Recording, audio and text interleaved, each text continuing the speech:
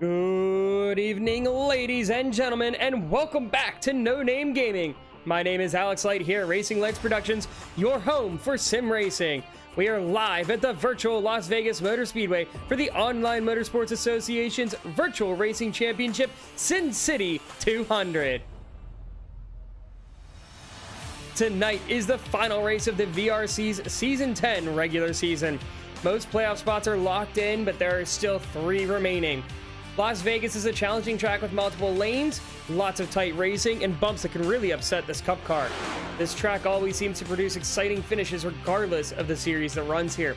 Some drivers are looking for their first win of the season, and some are hoping to ride momentum into the playoffs. Drivers such as our points leader Tim Moore, Isaac Shelley, James Mendez, and Jonathan Amodio all look to dance with Lady Luck in victory lane for the first time tonight. So far, it looks like we might have a little bit of a smaller field, but that would look to play into strategy as we could have some longer green flag runs. So look to that be something to come up throughout the race. Drivers are currently in qualifying, so let's go take a look at the playoff situation heading into the regular season finale, as well as what's coming up for the playoffs for these drivers. So taking a look at the playoffs, like I said, all but 3 spots are locked in for the playoffs. So currently your points leader is Tim Moore. Then you have Drew Juba, then Jarrett Talmadge, Jolene Sims, Isaac Shelley Minhang, James Mendez, and Jonathan Amodio. And then you also have JT Sipes. He is in 12th. He's locked in as the wild card because he did win a race. You can see this in 16th. We've got Eric O'Connor. He is listed as out. He last week, as we talked to him on the broadcast post-race, he said that he will not be running the rest of the season. Unfortunately, it is really a shame. He was a phenomenal driver, was really putting up some great races, some great runs, especially in the middle part of the season. But you got to do what you got to do. He said he wasn't enjoying the track. He wasn't enjoying the car as much. Was really just not having fun with it. So you got to do what's best for you. So totally understandable. We wish him all the best, though. Taking a look, though, the 3 drivers currently in above the cut line, we've got Tyler Glass, Ryan Mineker, and Kyle England. Tyler Glass, 18 points above the line. Ryan Mineker, 10. And then you've got Kyle England, 9 points above. Below the cut line, the 3 drivers are Jared Newton, Brad Qualls, and Kevin Yerguez. So Jared Newton, the only driver of the 3 outside of the cut line that can make it in without having to win. If Brad Qualls or Kevin Yerguez were to get into the playoffs, it is a must-win situation. So we've seen Kevin Yerguez have some strong runs at these intermediate tracks. He's done fairly well, but it's going to be a question of can he get that car to the front and stay up there. A lot of strong drivers coming in tonight, hoping to get a win and carry some momentum into the playoffs. But even looking Brad Qualls, he's been a solid finisher. He's been running really steady, gotten better throughout the middle of the season, but he's going to have his best drive if he's looking to try and get into the playoffs. But Jared Newton is right there on the outside, looking in, could maybe jump either Mineker or England. Now heading over to the team standings, no big changes. OCM after last week extends their points lead just a little bit over the others. And I'm not sure if there is a typo from what I was looking on the Discord. Vortex was still listed ahead of Ohio River Racing, even though they are further behind. So I'm not sure. That could be a me thing looking at it wrong. So, but that is the team standings after Long Beach. And then taking a look at the schedule heading into the playoffs. So we're going to take a week off next week. The drivers are doing an all-star race, a 3-hour race at Bathurst or Mount Panorama over in Australia. They're going to take the cup cars over. And it's going to be something special, that's for sure. But then we come back for Michigan. Then we go to Richmond, Talladega, the Charlotte Roval, Phoenix, and then we wrap things up at Chicagoland. So that is our schedule for the playoffs. And it's not an easy one because you get Michigan, which is a tough track, very similar to Auto Club. You have Richmond, which is it's just a tight track, short track racing. Expect drivers to be pushing, beating, banging a little bit. And Talladega, anything can happen at a super speedway. The Roval taking out Eric O'Connor, we could really see things shake up because he's kind of like the road course ringer. Now Long Beach didn't quite have the same success that he would have liked, but that is what it is. Then Phoenix, similar short track style racing. It's going to be fights for the bottom. It's going to be really interesting to see how drivers choose to approach that track. And then Chicagoland, a little bit more of a unique intermediate oval, different from your regular cookie cutters. But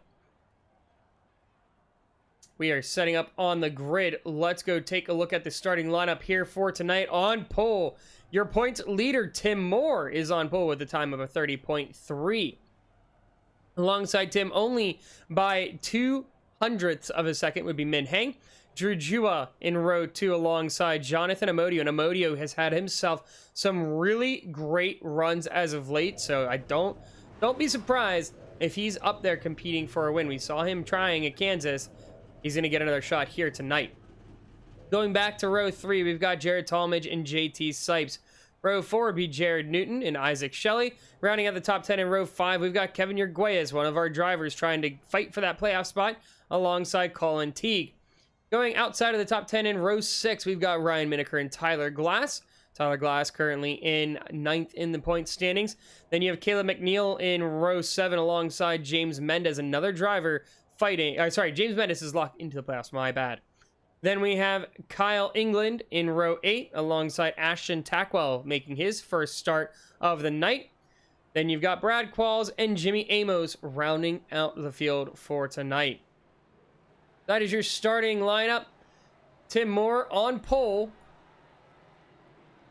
alongside Min Heng. So we'll see how they're going to fare at Las Vegas. Who's going to roll the dice? We're going to have a very hot track as we are racing in the middle of the day here at Vegas.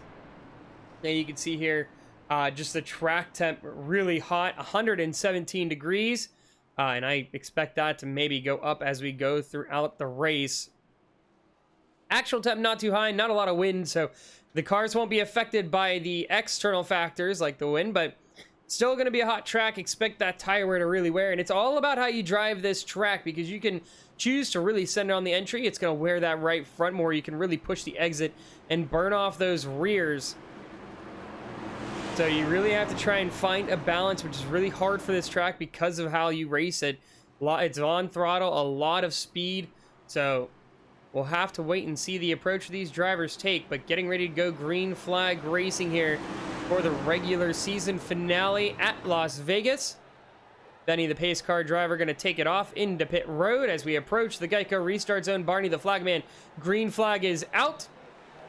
And we are green flag racing at Las Vegas for the Sin City 200.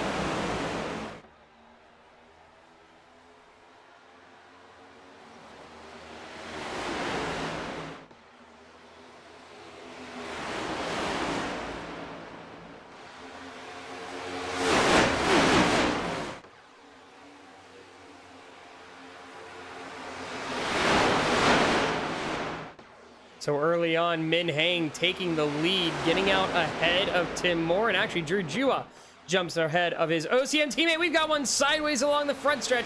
That is Isaac Shelley, it looks like. You've got Tyler Glass sliding through the infield. No contact with the wall, but let's take a look at the 98 of Isaac Shelley here. Looks like that car might be okay. Maybe a little bit of nose damage, but it seemed like he was able to lock it up pretty quickly. Let's go back here and see what happened in the middle of the pack that brought that caution out.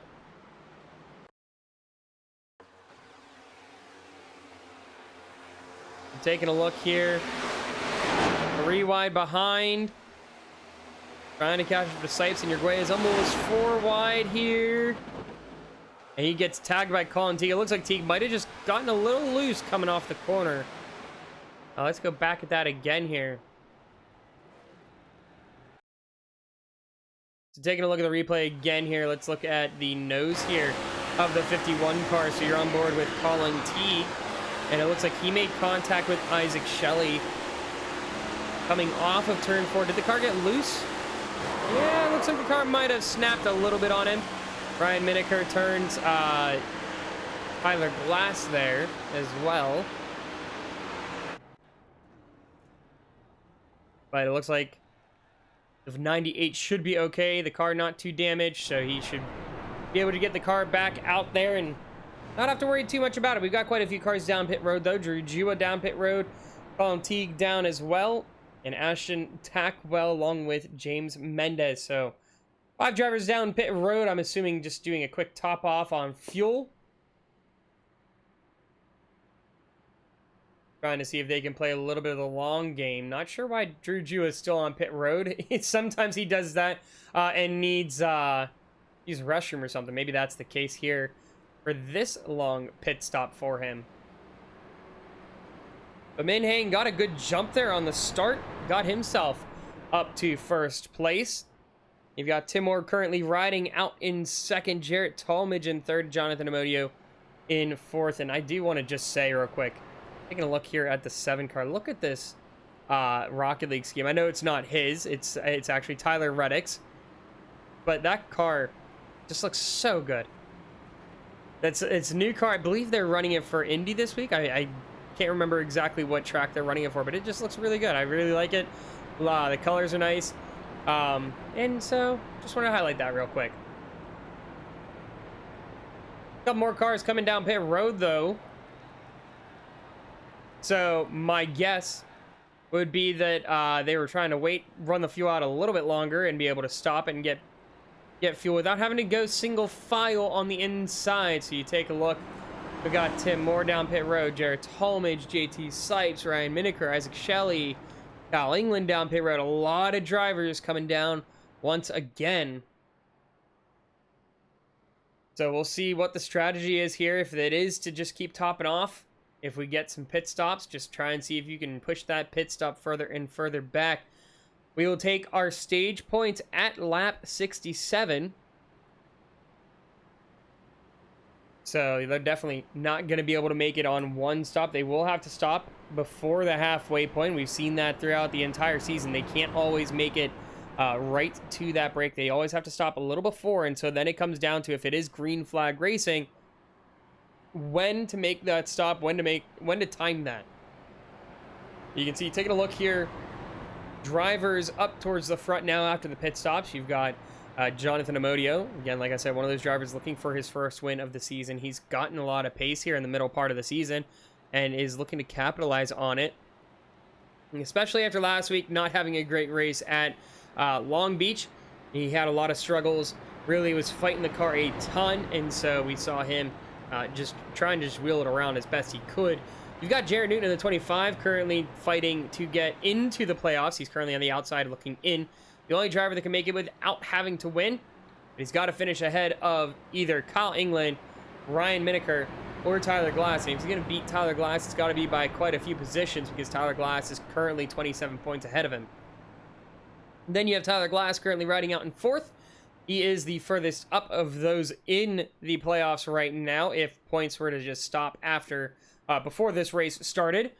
But he still is only 18 points above that cut line, so he is really needing a decent result today. It doesn't have to be the best, but he's hoping to try and at least make it a top 5, maybe even find himself in victory lane. We're double file again, ready to go green flag racing. The pace lights off on the pace car. Should be coming down this time here. It's the drivers all double file. So in your first row, Min Heng, Jonathan Amodio. Second row, Jared Newton, Tyler Glass. And third row, Caleb McNeil and Colin Teague. So OCM a little bit further back here in row 4 with Drew Jua and Tim Moore. But green flag is out. Here goes Min Heng through the Geico restart zone. He's going to get himself a great jump to be able to maintain that lead. Interesting to see that his teammate, or one of his teammates, Jolene Sims, not here tonight. Vegas is one of the tracks she would be really strong at. She got her only win of the season at the old Atlanta Motor Speedway. This track drives very similar to that, so kind of surprising to see that she did not make it in for the race tonight. Looking back here, field going mostly single file, and you can see Min Heng dropping down to the apron around the front stretch. That is fair game here. You can drop down to the apron along the tri-oval. You just have to be able to make it back up safely. So it's a little risky because the tires might not like the transition on the front stretch, but right now, early on, it works out pretty well. You've got Drew Jua right now riding behind Tyler Glass. And Colin Teague trying to wear in that high line. Just looks like he's struggling a little bit for grip here. He's going to get that momentum on the straights, but the problem is with this curved front stretch, it really doesn't benefit him too much to get that extra momentum. You can see quite a few guys here. JT Sipes just kind of riding out behind Jared Talmadge, Drew Jua, Tim Morzer as well. Tyler Glass into the wall there on the backstretch on the exit of turn 2. Take a look ahead, though. You've got Jonathan Amodio riding on the inside of Caleb McNeil. He's able to join right in front, but McNeil trying to take it too wide. Jared Newton currently holding on to second place. Really steady right now for him. A really good look. And if this were to hold, right now, Jared Newton would find himself into the playoffs for Season 10. So if he can hold on to this strong start for himself, he's going to be able to find himself trying to fight for a championship in Michigan in 2 weeks. Sorry. Early on here, it looks like the inside is pretty much single file. Driver's just going to be patient throughout the opening stint. The only driver really trying a different line is that of number 51, Colin Teague. You see him keep trying to work that outside line through turn 1 and 2. A little bit of variation. Drew Jua comes up into the middle there. And you have McNeil trying that middle a little bit. But for the most part, drivers really opting for the bottom.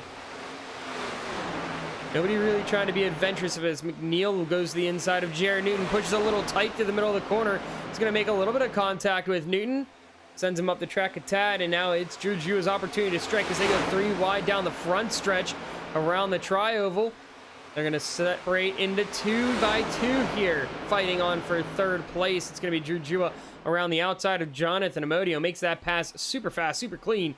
So now he's going to try and pass around Caleb McNeil for what is second place. Goes down the inside, is going to get that job done very, very quickly. Doesn't even have to worry too much about it, but Drew disappeared there for a minute. He is back on track, though.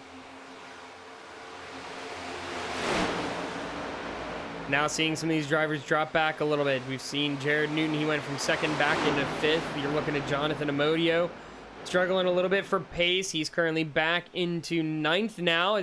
That is Kevin Arguelles into the outside wall. Looking up a little bit further ahead, you've got Jarrett Talmadge fighting alongside Caleb McNeil. On the inside, you've got Talmadge trying to see if he can work himself onto the podium right now early on in this race. Caleb McNeil's been showing some good pace so early on, especially working different lines. He's worked that outside, the middle line a little bit. He's worked the inside line a fair amount, so continue to see him finding some good groove here.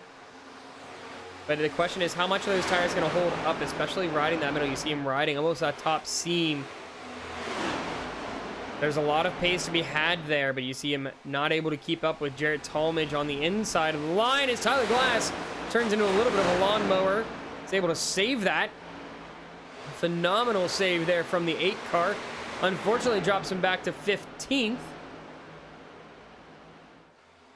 But he's going to stay in the draft, it looks like. He's not going to fall out of the pack, and so as much as that could have been a disaster, great save from Tyler Glass. Looking here right in front of Tyler Glass, though, you've got some good battles going on. You got Brad Qualls alongside Ryan Miniker. Currently the fight for 11th place. Miniker, one of those drivers trying to make the playoffs. He's currently sitting 10th, heading into tonight's race. And he's looking very conservative on that middle line. Not really pushing too much. We've seen a lot of guys make a lot of moves on that middle line, especially through 1 and 2. But he gets enough of a run on the exit that he's going to be able to go to the inside now on Colin T. Good move there to use that momentum off of turn 2 to be able to set himself up for the pass into turn 3. So that's Miniker into the top 10. You also have Kevin Arguelles, one of the drivers that is a must-win, right in front of him. And so Arguelles really seeing if he can push this car. But right now, sitting out in 9th place, kind of in a good spot to be, because if something does happen in this pack in front of him, he's really in the best situation because he can capitalize on drivers making a mistake. But it looks like this pack is starting to single file a little bit as they went it was about 2 by 2 there for the past few laps. But taking a look at the race lead, they have separated themselves. You've got Min Heng still holding on to the race lead. Drew Jua, though, has caught him. He has closed him in a good bit. You can even see over the past couple laps how much Drew Jua has been able to close up on Min Heng. About a 10th a lap. As they come out of turn 4, Drew Jua could be within striking distance already. Don't be surprised if he looks to make a move on one of these exits, because you can see Drew Jua able to hold that car a lot steadier on the exit than we see Min Heng. Min Heng has made contact with both turn 2 and turn 4 exits. But, I mean, one thing we also have to keep in mind, Drew Jua is also a very patient driver. He's found himself in this situation many times. At this point, you can just kind of ride out. Get behind Min Heng, save fuel, use that draft to your advantage. He already came in and he topped off, but it doesn't look like he's going to try and be too patient. Looks to the inside and is going to get onto the quarter panel. Is it going to be enough to get side by side onto the backstretch? It will, as it looks like Min Heng maybe having to let off a little bit. Going to be able to pull ahead, but it's still there. Drew Jua to the inside, side by side through turns 3 and 4.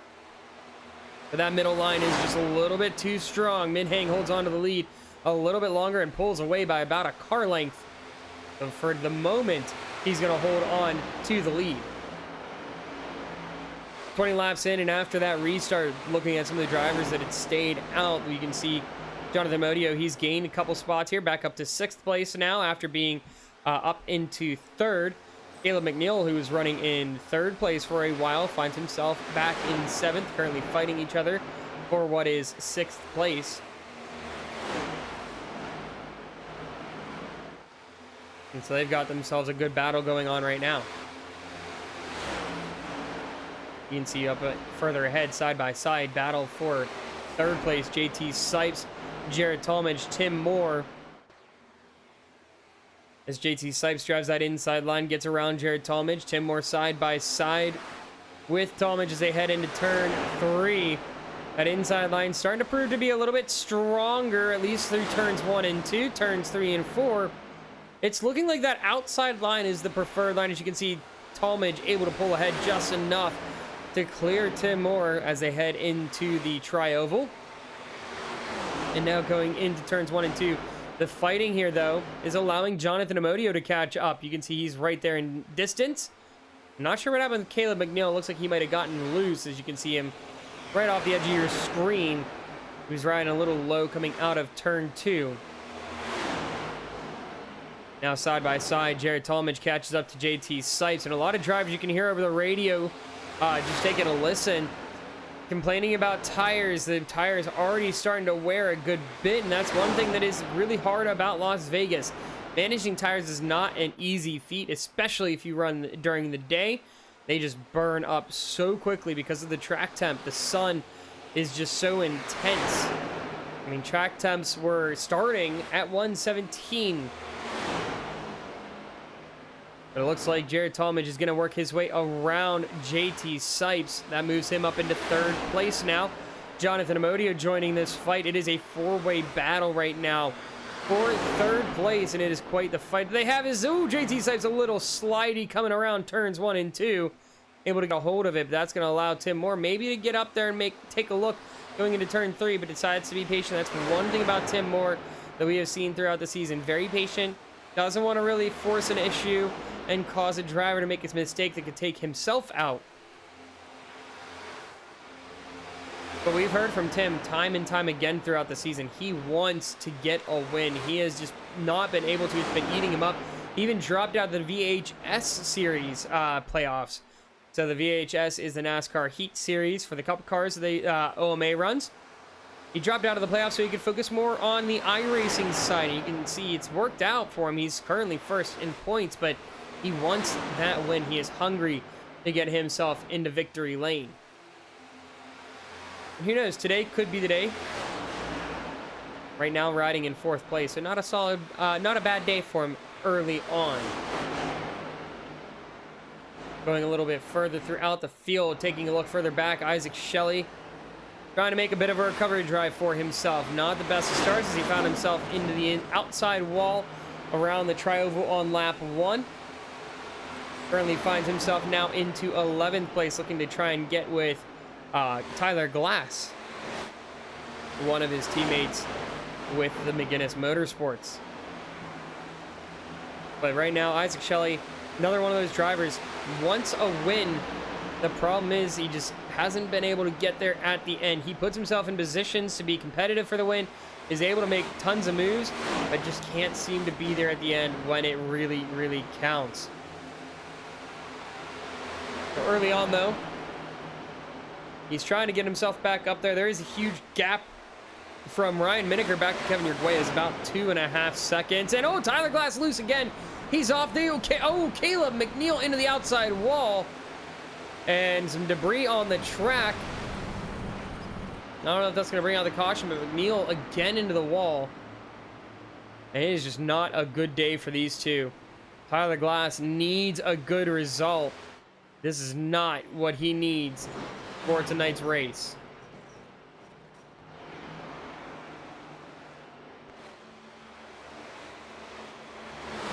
So another driver trying to make his way into the playoffs. You've got Jared Newton currently in 12th place. He's currently fighting Kyle England, who's the closest driver to him in points. So right now, he went from second place, was looking great, but the pace just fell off for him.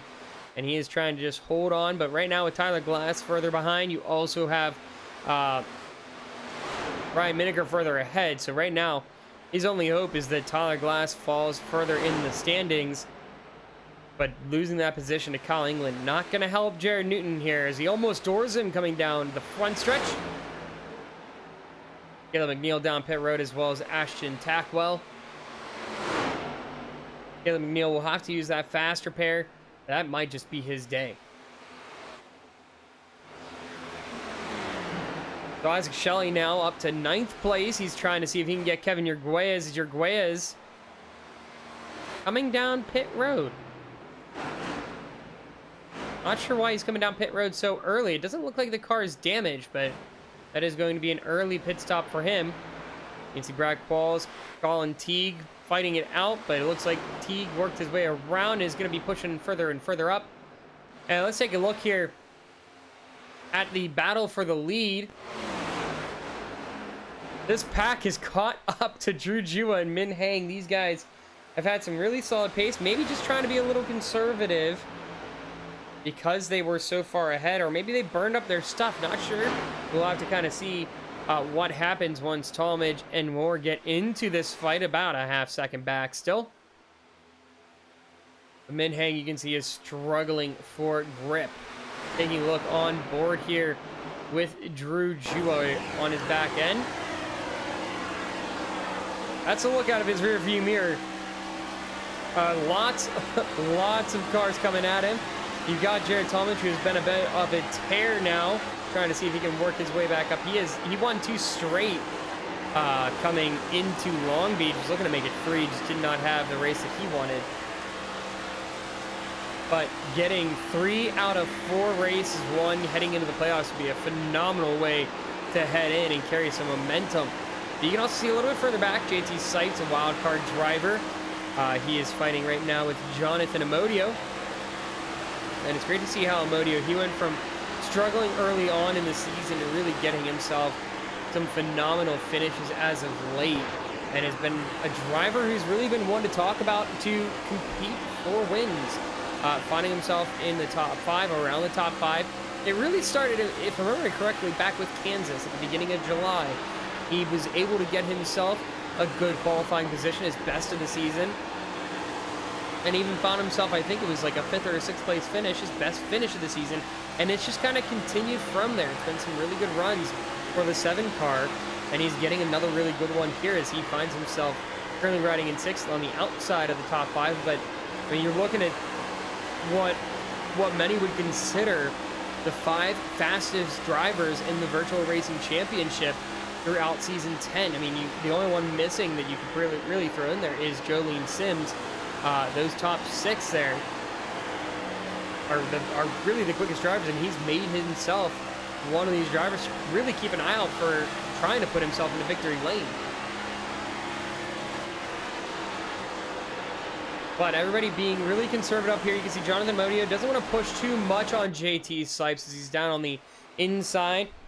He's trying to make that pass, and it looks like he might get it done as JT Sipes struggling on the outside for grip on the exit. And so that's going to be top 5 right now for Jonathan Amodio. Looking right ahead, though, Min Heng, Tim Moore battling it out for 3rd place. And Min Heng, looks like the tires just got spent on that 2 car. He just doesn't have that same pace that he had throughout the opening 15 laps, 20 laps, really. And as we're on lap 37, still have a little while to go to stage another 30 laps. So he's got to really try and squeeze as much pace out of the car as he can. We'll see if he decides to come in early. We've seen, I believe, Jolene Sims usually, whenever it comes to pit stops, is like the first one to come in by about a lap or 2. And it sometimes pays off for her. May that be what Min Heng goes for. These drivers all fighting for basically momentum, maybe a little bit of position as well, heading into the playoffs. But there really isn't too much other than just trying to fight for the win here for these top 6 right now. Ryan Miniker back in 7th is slowly closing up that gap. You can see he is in view, just a little bit off in the distance. One of those drivers trying to fight his way in.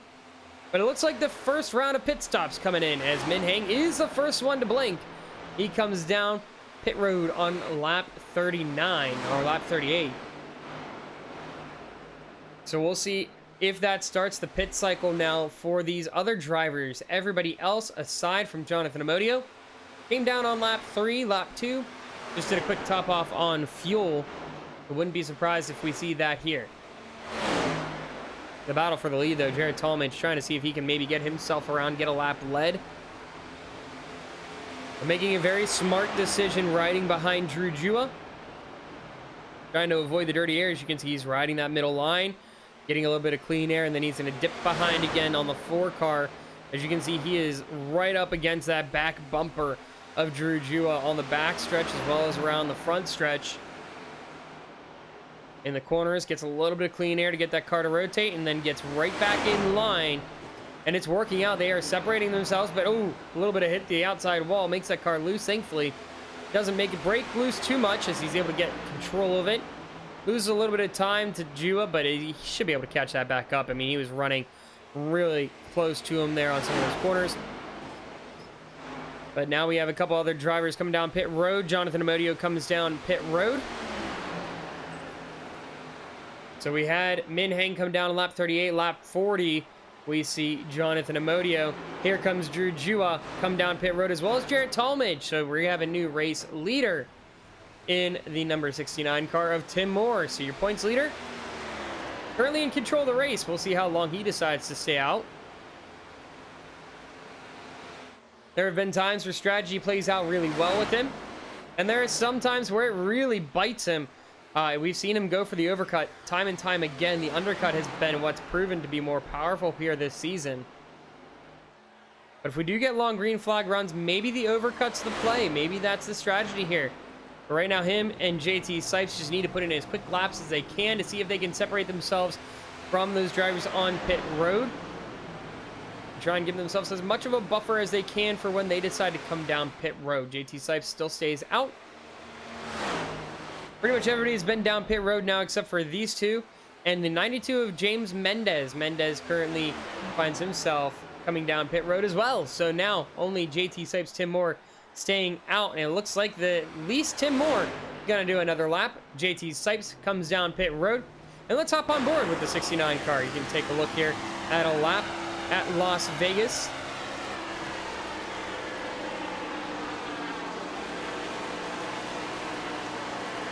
So we'll see if how much longer he decides to stay out. Lap 38 was the first car to come down pit road. And it feels like he might be going around another lap. No, he decides he's going to bring it down. Never mind. Almost missing the pit entry. Needs to get to the left side of the cone. He does. And is able to get that car down pit road. So now it's going to be a race here. Min Heng, the first one to come down pit road, finds himself with about a 3-second gap, 2.5-second gap to Drew Jua. We're taking a look here at the battle right now between Drew and Jared. This is the fight for what will be second place. They come around the turns 3 and 4 and are looking to pass Tim Moore, who is on pit road. But they get right back to where they had left off, even though Jared struggled a little bit, hit the wall there on the exit of turn 4. Car is fine. He's back right in it with Drew Jua. Now you can see Min Hang.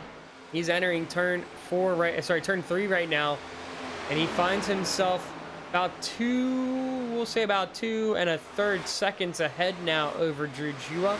So that undercut by 3 laps does work out for him, but we saw that those tires started to go off for the 2 car. That's when Drew closed the gap by a pretty quick margin. Was gaining by about 1/10 of a second a lap, and then was outpacing him once he got around him. So we'll see how long that 2 car is able to stay ahead by this distance, but when we come across the line this next time, plenty to go to our stage break. So we'll see. Oh, Caleb McNeil getting a little loose out of turn 4, and he is still struggling. Had a really good start to the race, but after hitting that wall, it seems like the confidence just gone out the window for the 20 car. In a very unfortunate situation, because he was having himself a really good run. Taking a look at Tim Moore.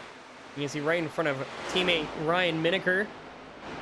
Tim Moore came in the race lead, finds himself back in 6th place now.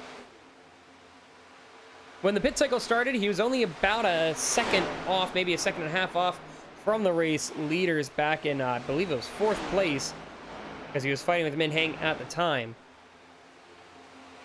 So he unfortunately lost a pretty good margin there, but because he came in so much later than other drivers, he was about 3 laps after, say, Drew Jua and Jared Talmadge.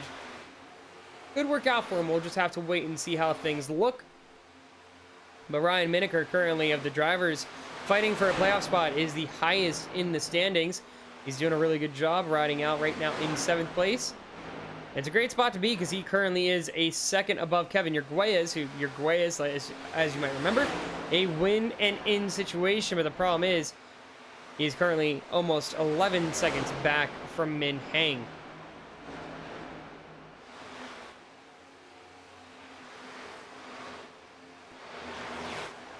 Taking a look, you can see the drivers up here at the front. They are quickly closing in that gap on Min Hang, and it's insane how much of the time they're gaining each lap. You can see over the past couple laps, even the past 2 laps, they gained almost a second. That's how fast these guys are driving compared to Min Hang, and it's hard to tell if it's the tire wear or if it's the draft. I mean, you can see they are pushing so hard. Jared Talmadge is right on Drew's bumper on every straight, even through the corners, actually. He's deciding to run that low line. The tire is still kind of fresh. You're going to start to feel some of that wear now as they came in about 10 laps ago. But still getting about 3/10 a lap. So within the next couple laps, they're going to be right there knocking on the door of Min Hang. And taking a quick look here, you can see the pit stop strategy. The drivers in the top 5. You can see where everybody decided to come down pit road. And actually, if we extend that we'll go to 6th place. You can see Tim Moore's pit strategy as well. He came down, him and JT Sipes kind of off the strategy just by about 2 laps, really. It's not that much of a difference. Unlike some tracks where we've seen Tim Moore extended as much as almost 10 laps. But that's just a quick look at the pit strategy. As you can see, Drew Jua, Jared Talmadge right there now fighting for the race lead.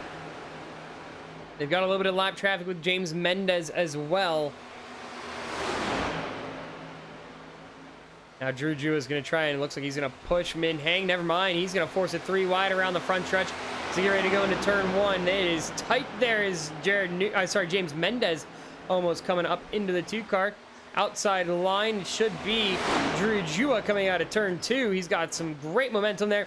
Jared Talmadge makes contact with Min Hang. He's going to keep that car straight, though. So Drew back to the lead. Looks like Jared Talmadge is going to clear Min Hang.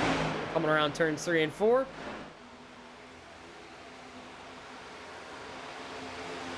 So now we'll see if Min Hang is going to be able to keep up with these guys, as the car just seems a little bit slower hopping on board.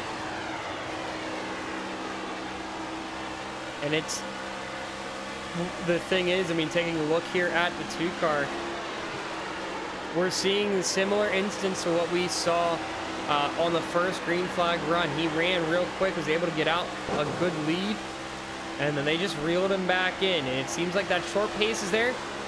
The long pace, not quite. And it's honestly very similar to what we saw at Auto Club. If you remember all the way back to the second race of the season, Min Heng's win at Auto Club came with a couple extra cautions at the end of the race.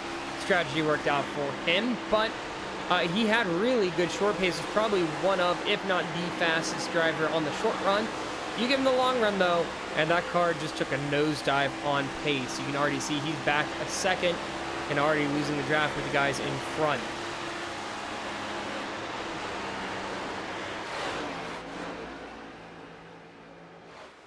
Going a little bit further back here, you can see Tim Moore closing in on JT Sipes. Battle for 5th place. And Tim Moore has gained about 2 seconds since he came down pit road. So there's time to be had here for the 69 car, but we'll see if it's going to be enough of a gain here once the tires really hit the drop-off and everything balances out. I don't know if it's going to be enough to make up for the overcut. He's under that 7-second mark now, catching up to teammate Drew Jua, but he's even trying to catch up with JT Sipes here. And because they both pitted later, they find themselves 4 seconds behind Jonathan Amodio, who is currently riding around in 4th. And Amodio is going to make a pass here on Min Heng, and that is going to be back into the podium here for Jonathan Amodio as he comes around the front stretch.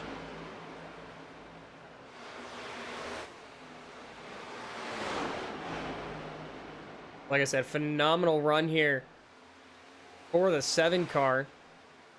Looking right now for his best finish of the season. He has not had a podium finish. Could be his first here tonight.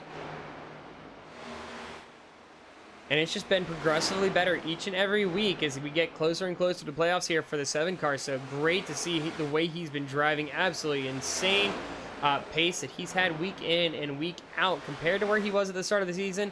The growth has been phenomenal. Going a little bit further back here, taking a look at Tyler Glass.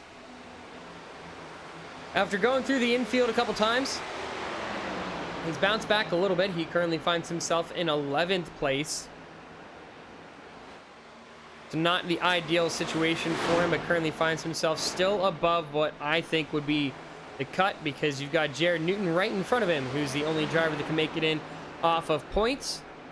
That's on the outside right now. So unless Tyler Glass finishes in like 17th, he's pretty much, I think, set here to get into the playoffs. He just needs to make sure he finishes decently, which right now he is doing just that. Jared Newton, though, is pushing as much as he can. Currently finds himself 4.5 seconds behind Kevin Arguelles. At 10th place right now for the 25 car, seeing if he can hold on against Tyler Glass. Both drivers pitting around the same time, but you can see Tyler Glass has some pace. Just trying to see if he can pull it out here of that A car. You can see that right front damaged a little bit in the right front. That might be affecting the way he gets into corner entry. But the way it's driving doesn't look like the toe is broken at all. It just seems like it's maybe a little bit of air damage, might be a little bit of tire rub on that right front, which is going to really hurt on the long run. But you take a look through the field, the only other driver that would be affected here by Jared Newton, currently running 11th, would be Kyle England. And right now, Kyle England finds himself in 13th. So he's in a good spot right now, I think, to hold on. It's a 9-point swing here between him and Newton. So we'll just kind of have to wait and see if Jared Newton is able to get some of that pace back. He's had some really good pace throughout this race. Just got to find that pace and see if he can unlock it a little bit more.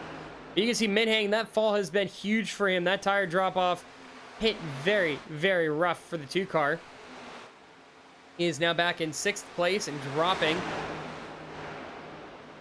And JT Sipes, Tim Moore They're slowly gaining each and every lap. It might not be the fastest race that they've run, but they're slowly closing up on the leaders now, 5.5 seconds back. It looks like Tim Moore will make the move for 4th place. And I wonder if they're, because so we've had JT Sipes, sometimes he's been in the call with OCM. Maybe making that call, just saying, hey, I might have a little bit extra pace. Let me go up front. Let's see what I can do. But we'll see what Tim Moore's got in that 69 car. But right now, they're still trying to hunt down the leaders, who currently continue to push. They find themselves up front, 2.5 seconds ahead of Jonathan Amodio. They have just been running really steady up there. Jared Talmadge finding some clean air, but he's not trying to push Drew Jua. He knows that as they start fighting, it's going to slow them up, and that's going to bring Jonathan Amodio in for a 3-car fight. You can see even James Mendez, though. He might be a lap down, but he has had some really good pace throughout this race. It's just a shame that he currently finds himself a lap down. If he were on the lead lap, might be fighting for a top 5 spot as well, but he's locked into the playoffs, so even though this isn't his best night, just wanted to shrug off the shoulder and get ready for the playoffs for him. Coming around turns 3 and 4, though, we are going to take the green and white checker flag. Drew Jua is going to be your stage winner here for the Sin City 200. And that is our stage break. Again, we stay green flag racing, though, in the OMA VRC. We do not bring out the caution. Don't want to break up the flow or the strategy, so we are still green flag racing. Field really spread out at this point, but it's a great time to take our mid-race break and run down the order of the entire field right now, as we are halfway through the race. So as you can see, race leader right now, Drew Jua. You've got Jared Talmadge riding out in 2nd place. Back in 3rd, currently in his best spot of the season, or best finish of the season if it were to hold here, the number 7, Jonathan Amodio. Points leader Tim Moore trying to close up that gap, riding in 4th place. He has lost JT Sipes now. You can see he's riding out in 5th. He rounds out the top 5. Ryan Miniker, one of the drivers fighting for a playoff spot. He currently is 10th in the point standings. And if he continues to have the drive that he's having, which would be one of his best of the season, he will find himself fighting for a championship going to Michigan. Min Hang, he's led quite a few laps here tonight, but not having a good run here on this green flag stint. Finds himself currently in 7th. After an opening lap incident, Isaac Shelley back in 8th place, trying to see if he can catch up some of that gap to Min Hang. Currently finds himself 3 seconds behind him. Tyler Glass, another driver fighting to get into the playoffs, finds himself currently in 9th place in the points. He's also 9th place on the track. He's kind of just running his own race at this point, and he's doing a good job just keeping that car steady and needs to focus on car control. He's had a little bit of trouble with that throughout the opening stint. Rounding out the top 10 is Colin Teague, and after what was a little bit slidey throughout the opening stint, it seems like he's kind of found his groove and just locked in where he's at on that bottom line. Jared Newton, the first car out of the playoffs right now, trying to see if he can get himself in, but the problem is the driver that he's trying to beat is right behind him. Kyle England in the 35. He is the first, he is the wildcard driver that Jared Newton is trying to beat to get into the points. James Mendez finds himself the first car lap down in 13th. He is currently the lucky dog. Then you've got you've got Kevin Sorry, I said the wrong thing there. You've got Brad Qualls, also 1 lap down. He is currently in 14th. Then you've got Kevin Yerguez. He just going to go 2 laps down here, right in front of Drew Jua. He is in 15th. Jimmy Amos coming down pit road for the 2nd time tonight. He is in 16th. Caleb McNeil had a great start, but then things went south pretty quickly for him. He decided it's time to take it behind the pit wall and call it a day, as well as the 24 of Ashton Tackwell. That has been your mid-race break here for the Sin City 200, where we run down the entire field where everybody is currently standing after the stage break.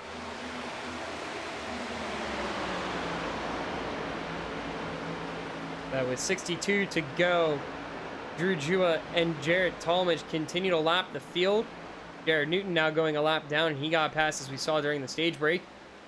We saw Jared Newton get passed by Kyle England, so right now Jared Newton is for sure out of the playoffs.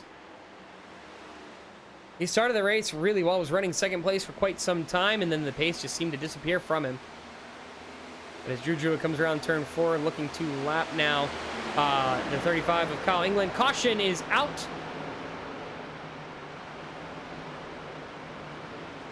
And that's going to really throw off some strategy here. It looks like the two of Min Hang driving slow on the apron. Now, I can't tell if there's damage there on the 2 car. It doesn't look like it. Maybe a little crinkle on the nose, but nothing really showing up there. Let's take a look at what happened here with the 2 car. He was really struggling through the later part of this stint. And it looks like it might just have been getting loose off 2. Yeah, car, the rears just didn't want to grip on exit. Way to lock it down from Min Hang, at least keeping it off the wall. Brought out the caution, unfortunately. Throws off some strategy, but he's at least able to keep it clean.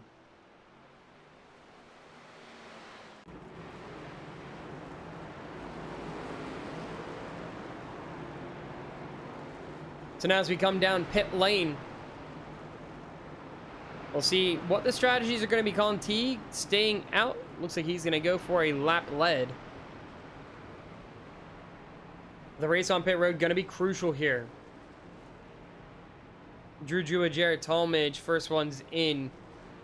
Tim Moore was riding third with Jonathan Amodio running in fourth. Will that be the order they come out? Talmadge, Jewett, 1, 2. Moore, Amodio, 3, 4. Oh, sorry, yeah, my bad. I was going to say Colin Teague up there, but Colin Teague is on, he stayed out, so I would assume he's coming down this next time to get that lap led. Isaac Shelley, though, he's the big winner out of all this. He had some good pace earlier on. The speed was there, but the incident early on, unfortunately, kind of ruined where he was at. But now it's going to close that gap up for him. He's going to be able to get back into the hunt and see if he can maybe fight for his first win. I anticipate with 60 to go, we're going to have to stop one more time. But watch out for Tim Moore and Isaac Shelley to be really aggressive here on this restart. Maybe try to find their way to the front. Both these drivers have expressed time and time again when we talk to them in the booth, when we bring them in for interviews, how much they want to win a race, what it would mean for them. They have just gotten so close time and time again, but just can't seem to get there at the checkered flag. They find themselves getting close, but just never close enough. So we'll see if they're going to be able to get it done here tonight. Jonathan Amodio, another driver, looking for his first win this season, but unlike the two around him, he hasn't quite been as close. He's found himself in moments being up towards the top 5, fighting for the race lead, but never fighting for the race win at the end of the race. So it's going to be really interesting to see how this restart goes, because Jua and Talmadge have phenomenal pace. They seem to race a little bit conservative on the initial starts with the tires. We'll see if they're going to do that again here now that the tires are going to be fresh for everybody. Everybody's on even playing field as we go green flag racing. Looking throughout the field, though, for drivers racing for the playoff spot, now that we've gone through the pit cycle, Ryan Miniker finds himself in 6th. Kyle England moved up to 8th place. And then you have Tyler Glass currently in 13th. He's going to take the wave around. Yeah, he had come down pit road just before the caution came out. So he'll take that wave around. He will get himself back on the lead lap. Then you also have Jared Newton. He's the driver fighting to get into the playoffs, but currently finds himself a lap down. He is lucky dog, though. So if another caution comes out, he will get himself back onto the lead lap. But rough situation for him to find himself in after starting earlier on that first restart in 2nd place. Not quite where he wants to be at this point.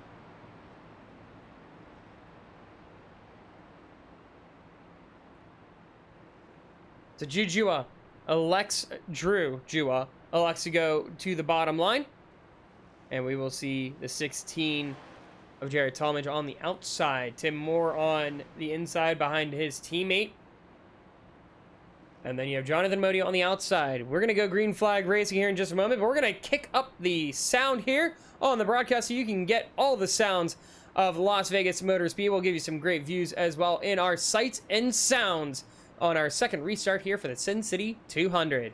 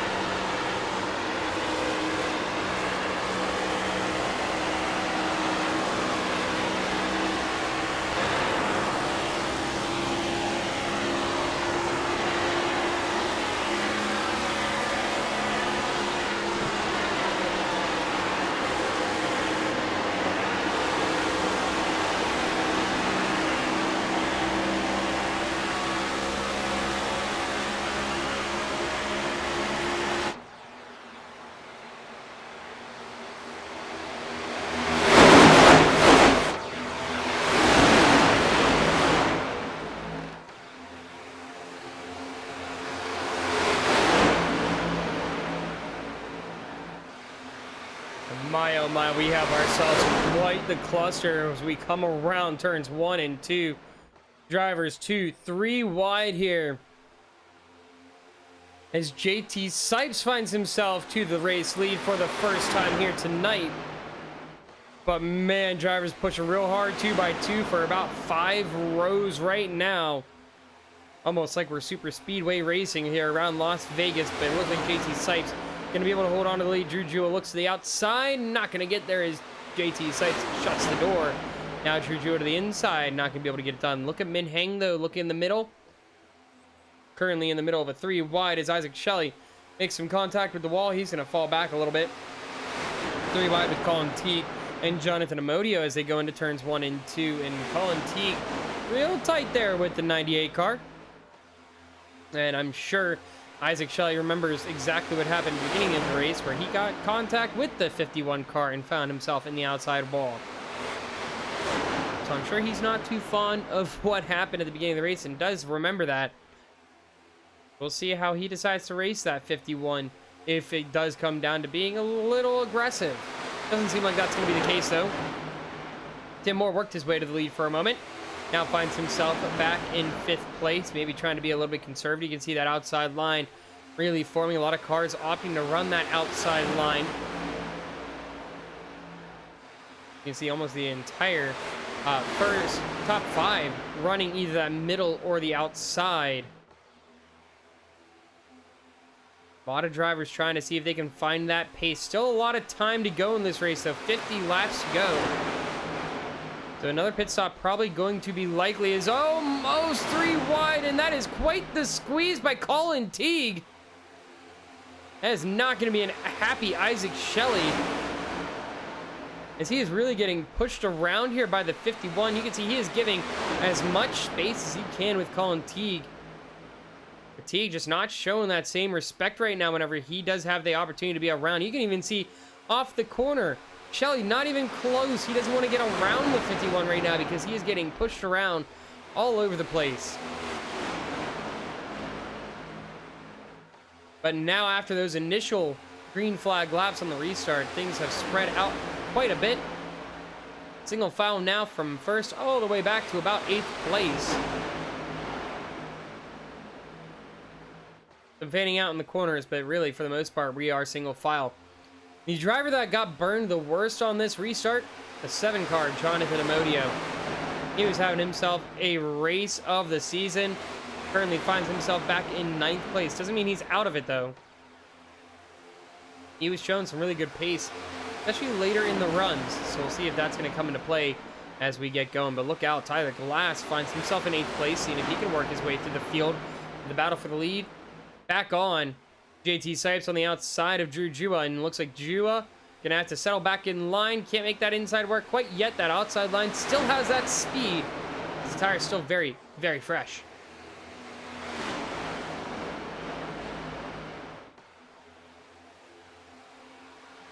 And you can see some of these drivers wanting to run that outside line, but they don't want to run right up against somebody. You can see Min Hang goes the inside a little bit. Some of them looking for some clean air, depending on how they run. That inside line, kind of considered the tire-saving line. You can see that's where Jujua wants to keep running as he goes the inside, but now needs to carry a little bit of pace, moves to the middle. So he can try and catch up to JT Sipes, but it seems like Sipes starting to come into his own a little bit. He's listed as a wild card driver, but that's because he missed a handful of races. Had a race that he was on vacation for. But another win would be a phenomenal way to head into the playoffs, especially this middle of the season. Just hasn't been the best for him. He's just kind of been there. Never really been competing for a win. He's had some fast moments, but just never been up fighting hard for the lead like he has been here tonight. As, oh, big incident on the front stretch. That is a Tyler Glass sideways, actually backwards now. Ryan Miniker into the outside wall. And that is a big shake up here. Potential playoff drivers involved. And not sure what had happened to cause them to wreck. Maybe somebody got loose. But I think also James Mendez involved in that one. So taking a look back here, coming through turns 3 and 4.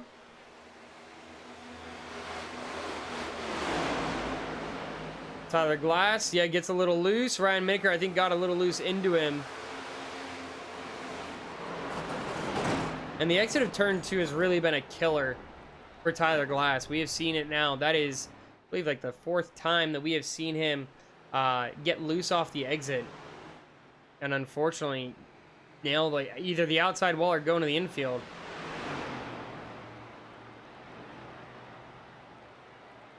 Not sure what the two of them are doing, but they need to catch up to the field. Kevin Urguez, though, will be the beneficiary. He is going to be the lucky dog, finding himself back on the lead lap. Gives him another chance to try and fight for the race win, which he needs in order to make the playoffs. So we'll see if that's going to happen for him. All the drivers coming in on the front. Colin Teague is going to go on the alternate strategy and come in, I would assume, a lap later. This should be the only pit stop we have here to the end now. Unless drivers decide to come down another caution for tires later on, if we do get another caution. But that is going to be, for the most part, that should be our last pit stop.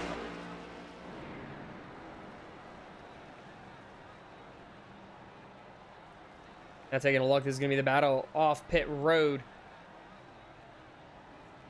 Drew Jura and JT Sipes led the field in. And they're going to lead the field off with Jared Talmadge, Min Heng, and Tim Moore rounding out the top 5, although I think Tim Moore disappeared there for a moment. Oh, no, he didn't. He's still there. My apologies.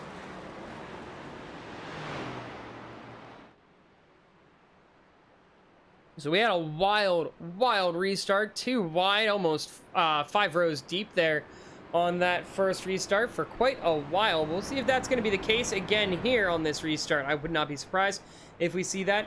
Some really aggressive driving. We saw Tim Moore push for the race lead. He got up there for a little bit. We saw a wide mix of drivers make some moves. We have some drivers needing to push for positions here. Some drivers desperate to get up to the front. We'll see if Jonathan Amodio tries to work his way up there. He's currently back in 13th and is going to go down pit road again. Quite a few coming down pit road for one more little top off here in case we do go to overtime. Tim Moore, Isaac Shelley, James Mendez, Jonathan Amodio, and Kevin Yerguez all back down pit road.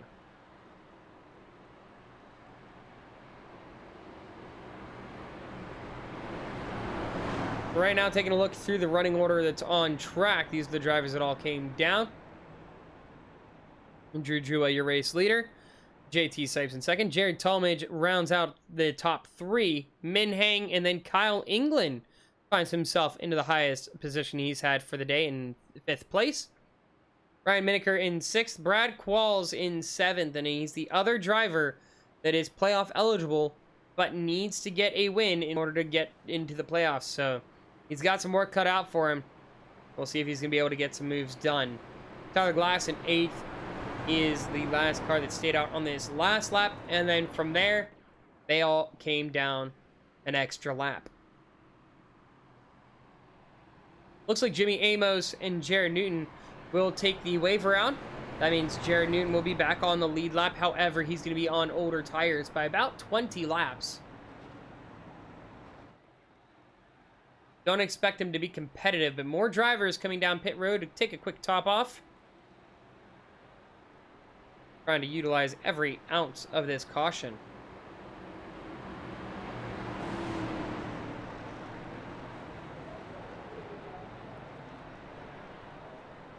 The 15 cars on the lead lap when we get ready to go green flag racing this next time.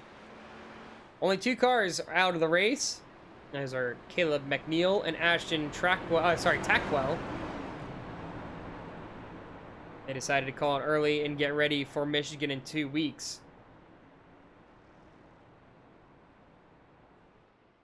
So you're starting lineup here now going on to our 3rd restart of the day. Drew Jua on the inside on the front row with JT Tapes on the outside again. Then in the 2nd row, we've got Jared Talmadge alongside Min Heng on the outside. Then in the 3rd row, you've got Kyle England on the outside with Ryan Miniker on the outside, and then a long line of cars on the inside line behind him. Those are all the drivers who came down with 2 to go. Because they came down with 2 to go, they had to go onto the long inside for the longest line. It's only 3 rows of 2 wide here as we get ready to go green flag racing. It's really going to make things interesting further back. As the pace car is off, feels in the hands of Drew Jua once he enters the Geico restart zone. Green flag is out. We're green flag racing yet again here. 39 to go for the Sin City 200 in the regular season finale of Season 10 for the Virtual Racing Championship. And they are almost 3 wide going into turn 1, right behind Drew Jua. JT Sipes stuck on that outside line. Doesn't want to be there. That outside line really hurts for the restart as Jared Talmadge back up to 2nd place, where he's found himself for much of the race.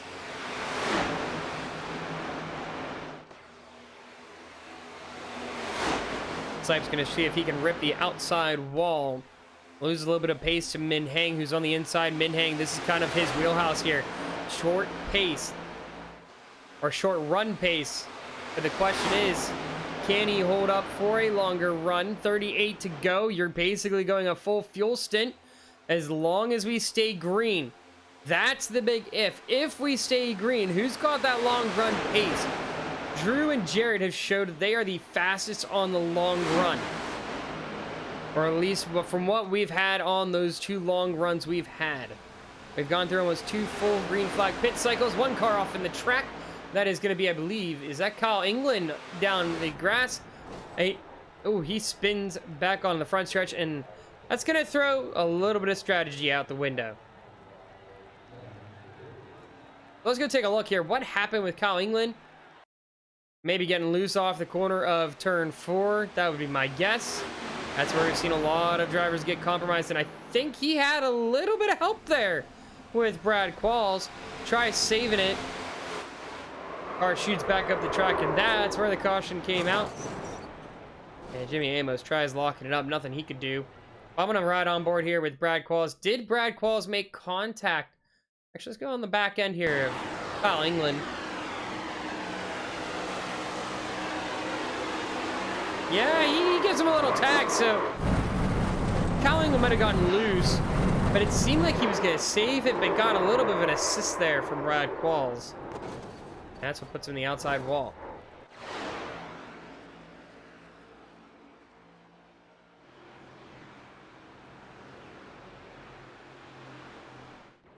So now comes the question, do you come down pit road another time or two to try and top off the fuel and make sure you have enough for overtime? Looks like JT Sipes might make that call. And actually, you know what? It looks like the entire field is going to make that call. Jared Newton opting to stay out. The question is, why?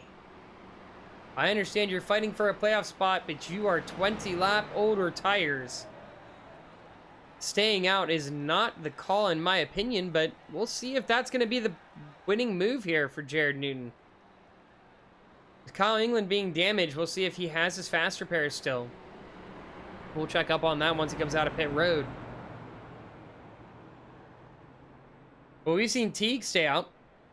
Mendez opting to stay out here. He's another one of those drivers looking for a race win, his first of the season. He's putting himself in a good opportunity for it. But Jared Newton staying out is an interesting call, in my opinion.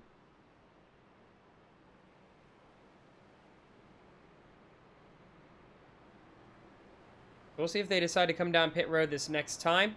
Taking a look here, Kyle England here in the 35. Yes, he did use that fast repair. Backup car is out. And we'll see how he's going to fare in that number 35 Lucas Oil machine.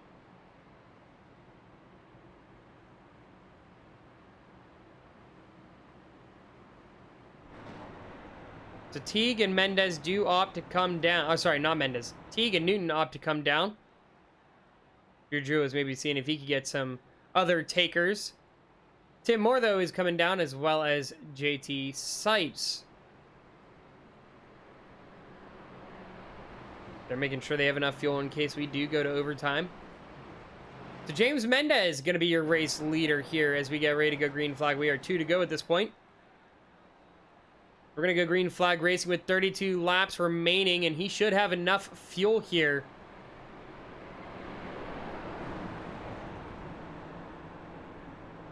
And yes, it does stay the strategy. Oh, no, it does end the strategy, unfortunately.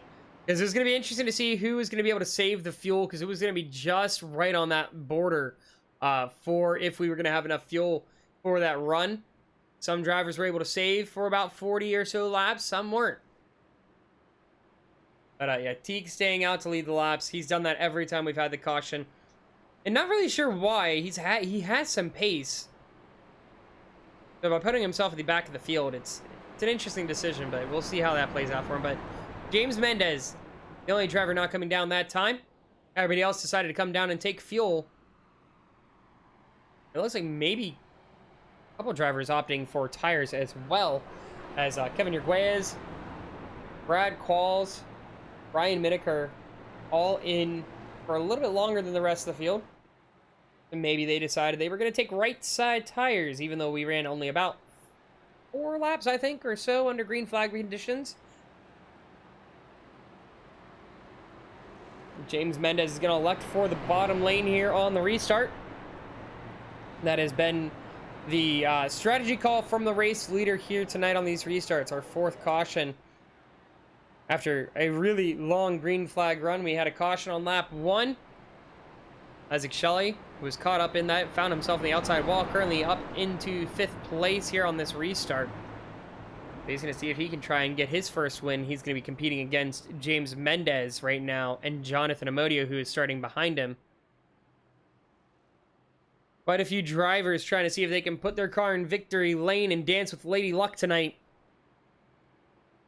But there are quite a few drivers looking to get a couple more wins, or get another win to add to their resume heading into the playoffs, like Drew Jua, Jared Talmadge, or Min Hang. And now Min Hang, the question for him tonight, his story has been he has been one of the fastest drivers on the short run.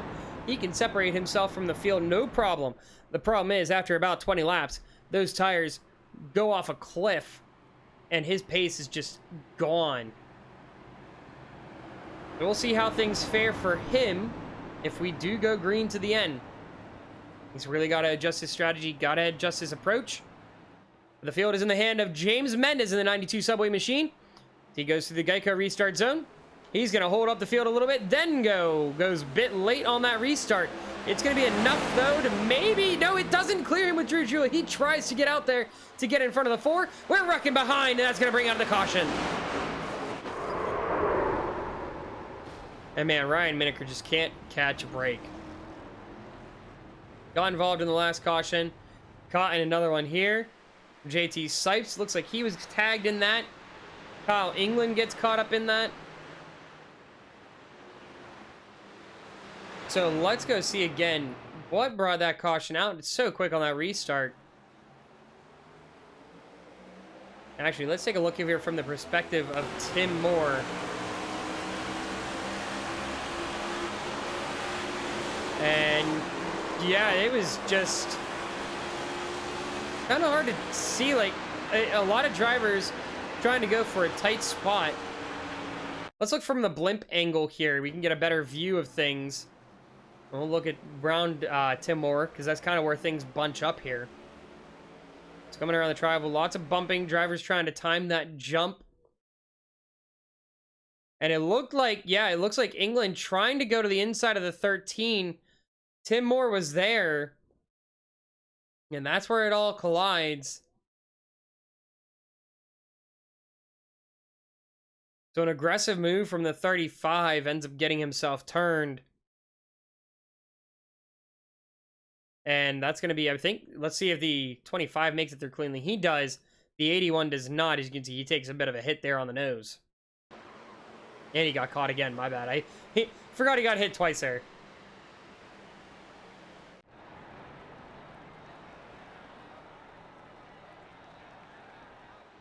So I hate to sound like a broken record, but cautions breed cautions, as we're seeing here tonight. Yeah, poor Ryan. He definitely was the innocent one there. He just got tagged up in it. But he's down pit road yet again. Brad Qualls was moving up the field a little bit, but that pushes him back, unfortunately. James Mendez able to hold on to that race lead for a little bit longer, but the drivers to look at here, they're right next to each other yet again, the 35 and the 25.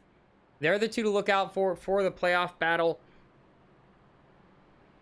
Jared Newton making the playoffs kind of hinges here on Kyle England. Kyle England used his fast repair already. You can see that right front has a little bit of damage after hitting that outside wall. So we'll see if that 35, how it's going to be affected by that damage.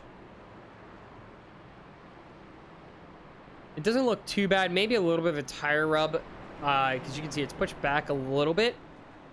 My guess would maybe get a little bit of a tire rub. That right front's going to wear a little bit faster. But in terms of aero, car still looks pretty good. I wouldn't think it's going to have any effect on overall speed or turn-in ability when it comes into the corners. The car should be all right.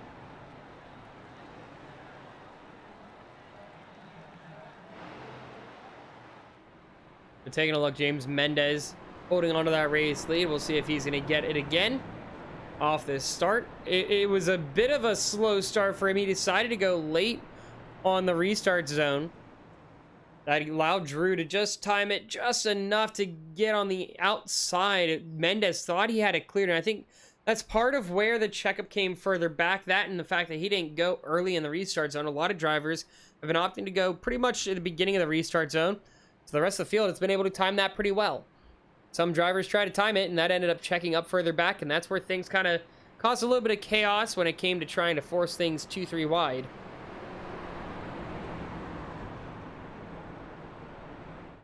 We'll see what Mendez's strategy through the restart zone is this time. He's going to have on his inside Jarrett Talmadge. Min Heng will be on the outside.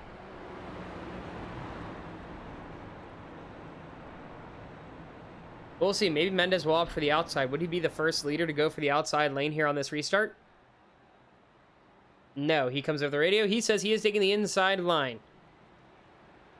The top 5 remains unchanged after that caution. We'll go green this time around with 27 laps. So unfortunately, the question of is there enough fuel in the car? Gone out the window, at least to the end of the race. Overtime's a little bit of a different question. If we use 2 or more overtimes, there might be some drivers that need to come down pit road. I would not be surprised if that's the case. But if we only use 1, maybe 2 overtimes, I think every driver that's currently on track should be able to make it on fuel.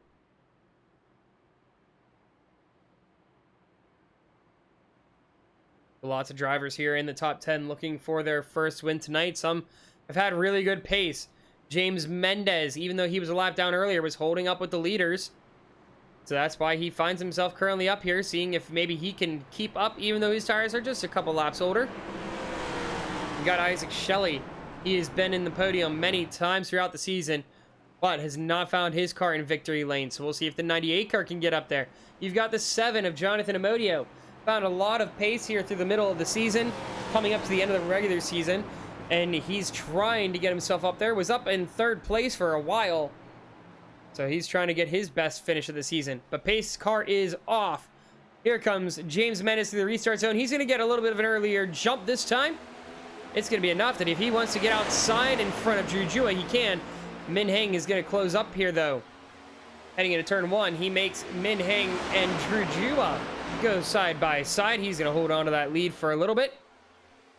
He should be able to hold on for at least a lap here under Green Flag Racing. We'll see how he fares once these cars get up to speed.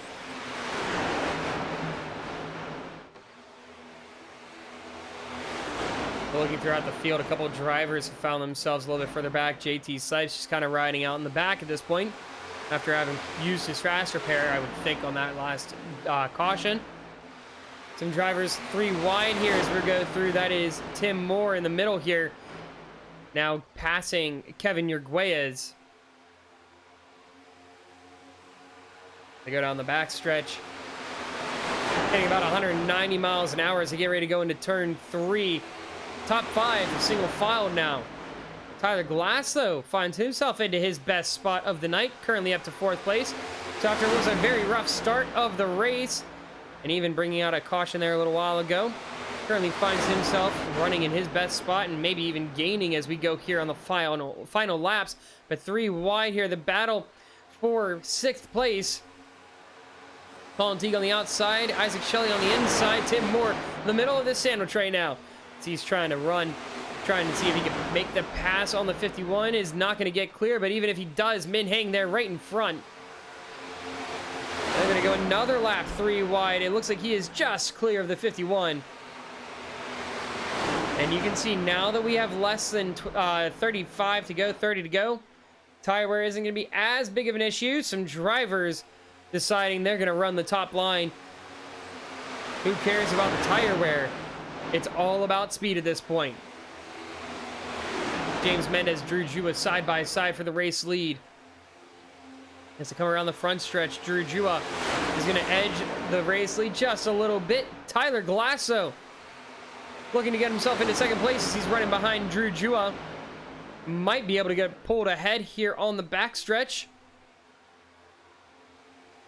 As he comes down, he's got the draft here on the outside, and it looks like, yes, he will probably be able to get it done as they come around the front stretch. But James Mann is doing everything he can to hold on to that bottom line and try and get back the race lead. He's got Isaac Shelley behind him to push. Not going to be able to get it done that time around, but he is still neck and neck with Drew Jua. 2 wide, almost 5 rows back, even 3 wide again. Tim Moore in the middle once more. This time he's got Brad Qualls on the inside with Min Heng on the outside. He is just riding that middle line. Everybody seems to be opening up. He's going to try and take advantage of it as best he can. Trying to work his way through the field, looking for his first win of the season. You can see Brad Qualls and Kevin Yerguez trying to see if they can work their way up to the field and get their win. They need to get in. That is a Kevin Yerguez on the infield. Saves it on the apron. We're green flag racing still. Jared Talmadge a little loose. Oh, that is Brad Qualls on the outside. Min Heng is pinned there. Still green flag somehow. JT Sipes gets beat again. And that has been his story here as of late. So we had pretty much pack racing like you would see at like a Talladega, Atlanta, or Daytona. It all gets broken up though by one mistake. Unfortunately, somebody getting a little loose off an exit breaks up the pack. But we do have the pack of 7 here fighting for the race lead. 20 to go. Drew Jua leads his pack. Tyler Glass in the A car in second, looking for his first win. And what a way to lock your spot in the playoffs with a win on the regular season finale. We've heard Eddie Kalegi, when he's been in the booth, talk about Tyler Glass, how in the VHS, he usually has slow starts and then has really good middle parts of the season to the end. And we haven't quite seen that ramp up yet. But this is looking like this could be his race. Other drivers such as Colin Teague, even though he is out of the playoffs, looking to get a race win would be huge for him. Another driver that has worked his way up and is looking to get into the playoffs is the 25 of Jared Newton. You can see him on the inside line in the green Uber Eats car. He currently is up to now 7th place where he started this race. If you look back at Kyle England back in 10th, I don't think it's going to be enough, but he can try and see if he can knock off a couple other drivers, as Newton for a while was running in the top 3. He's now on the inside of Colin Teague, trying to see if he can maybe gain another spot or 2, work his way into the top 5. You got Isaac Shelley next on the list if he can work his way around the 51 of Colin Teague. Tyler Glass stuck on the inside line. Tim Moore up to 2nd place now. Jared Talmadge up to 3rd as well. And one has to wonder, did Tyler Glass burn up his stuff? A little bit of a slide there from the 25 is going to hold him up. He needs to find some pace here if he's going to try and get back up there to fight for a top 5 spot. But now, Tim Moore looking to hunt down teammate Drew Jua. We have seen this story many, many times throughout this season. Tim 2nd, Drew 1st. You remember back to Daytona, even there. It started the season that way. Drew came out of turn 4 the lead. Tim in 2nd, nearly wrecked each other to try and get the race win at the Daytona 250. We saw back at Atlanta, New Atlanta. Tim had the lead. He gave it up. He didn't give it up. Sorry, one of his teammates was in 1st. He had the opportunity, tried to make the pass on the inside, ends up wrecking what could have been an OCM 1-2-3. But we see Tim Moore dive to the inside of Drew Jua. And he's going to try and see if he can get the lead from his teammate here with now what will be 14 to go across the line. Across the line, Drew Jua leads the lap. Tyler Glass still holding on. Tyler Glass kind of in the prime spot here if the drivers make a mistake in front. We've seen it before, like I just said, with OCM Racing. He's the beneficiary. Gets the race win, but you've got Jared Talmadge and Isaac Shelley right behind, 2 very, very good drivers. Jared has arguably been the 2nd fast car on track here tonight, especially when it comes to the long run.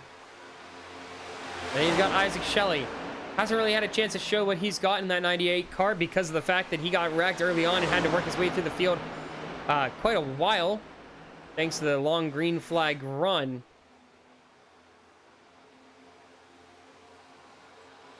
This really has become about a 5 or 6 car race as Colin Teague about a half second back. He's still in there, but he's starting to fall back a little bit more. Tyler Glass looking to go around the outside of Tim Moore as we see Drew Jua disappear there for a moment. Tyler Glass up to second place, so as he is pushing Drew into turn 1. Does he look to try and go for the race lead, though, is the question. 12 to go. You got to start making moves here, especially if you're Jared Talmadge or Isaac Shelley. With 12 to go, you currently find yourselves about a half second back from where you need to be. If you're going to fight for the win, you need to get up there within the next 4 or 5 laps if you want to try and put yourself in the chance to win this race. This time is ticking down. It is getting closer and closer up here up front. The top 3. 2 names you usually expect. 1. First time he's really been up here at the end of the race with Tyler Glass. You know he's gripping that wheel as hard as he can as he comes around. 10 to go now with Drew Jua taking them across the line. Single file for the top 6. They have now lost Jared Newton back behind to Colin Teague. Jared Newton in 7th place, but is it going to be enough to lock him into the playoffs with Kyle England currently in 11th? I feel like he probably needs Kyle England to drop back another spot or 2 in order to make the playoffs. We'll have to wait and see, though. Right now, the driver in a prime opportunity to make a move is that, I think, of Tim Moore. If he plays his cards right, might be able to swing things around here from the outside to the inside on the backstretch. Try and make a pass into turn 3. Because that outside line isn't as powerful around 3 and 4. That momentum coming out of 4, not nearly as strong as it is onto the backstretch, thanks to that curved tri-oval. As you can see, looking at that inside line on Tyler Glass. Tyler a little loose there, coming around turn 4, is able to hold on to it. Tim Moore looking to go to the outside of the 8 car, not gonna get there. Oh, Mose makes contact though. You can see Isaac Shelley trying to see if he can work his way around Jared Talmadge, not gonna be able to get it done there. He swings the outside, almost breaks loose on the back end of the 98 car. As it is tight battling here for the race lead. Tyler Glass looking for opportunities, trying to see if he can find a lane. Needs to look for some clean air behind that 4 car. That's what we saw Jared Talmadge was trying time and time again on that long run to see if he could find an opportunity around the 4. Just never could seem to find that clean air, but look there, going around the tri-oval. Tim Moore makes the move on Tyler Glass, and that moves him up into 2nd place again. T-Glass now back in 3rd, 7 to go down the backstretch. What is his move? Right now, he is in the playoffs. Doesn't want to ruin that opportunity. Jared Talmadge and Isaac Shelley, though, both getting hungry. Shelley gets into the outside wall, is going to slide around the apron, does hold on to it, but that's going to take him out of this 4-horse race. And unfortunately, I think that pulls James Mendez back with him. Side by side, T-Glass Moore make contact coming out of 2. A little bit of contact, though. Thankfully, does not put Tim Moore in the wall. That's going to hold them further behind Drew Jua. 5 to go as they get ready to come across the line here for the Sin City 200 and the end of the regular season here in Season 10. Jared Talmadge may be looking for a move around T-Glass. Is he going to be able to make a move, though, coming through the final laps? T-Glass has good pace. Can he get back up there to at least try and get 2nd place? Does Tim Moore have the tires to catch teammate Drew Jua? They come down the backstretch. Drew losing time on Tim. As you can see, he gained about a 10th there coming down the backstretch. Tim Moore really hugging that bottom line. He's able to gain some pace here coming out of turn 3, turn 4. Coming across the line, 4 to go here. Less than a car length separates the 2 here teammates from getting up into each other. We'll see if Tim Moore can make a move here. But he needs to find a little bit more pace. Looking for a different line through 1 and 2. Goes for the late exit. Going into turns 3 and 4, he's faster through the exits. A little bit slower on the entries. That's where Drew has him. Coming around now, 3 to go. Behind Jared Talmadge, dips down to the apron. He's going to go side by side with T-Glass. Almost gets into him as he comes back onto the track. It's going to be on the inside. Can T-Glass hold him off? He's looking for his first podium of the season. Does he have the pace? Min Heng gets involved here. He's going to be diving to the inside, but in a really awkward spot. That's going to help T-Glass a little bit to keep him ahead of Jared Talmadge, but can he hold on a little bit longer? Tim Moore, can he get the run? Still about a car length away from teammate Drew Jua as the popsicle sticks from Barney the Flagman show to Drew Jua. Next time, the white flag comes out. Tim is trying everything he can to try and find some extra pace out of that car. Can he gain on his teammate? Is it going to be enough? They come around turns 3 and 4. You see Drew dip to the bottom. Tim going to try and go for that late exit. Then again, can he get enough of a run? Coming around for the white flag. This race is going to be official. Tim goes all the way to the apron. Can he get his first win of the season? The ever elusive win he has been trying time and time again. Does he have the pace here as they come around turns 1 and 2? On the exit of 2, he gets the run. He's got really good pace on the backstretch. Can he make a move through turns 3 and 4? The outside line just hasn't been faster. Can he get that exit speed, though? Coming around, pushing the car to its limits. It's going to run a bit tight. It's not going to be enough. Drew Jua comes away with his 5th win of the season. Tim Moore tried everything he could. Just could not best his teammate. A heck of a run there from Drew to hold off Tim Moore.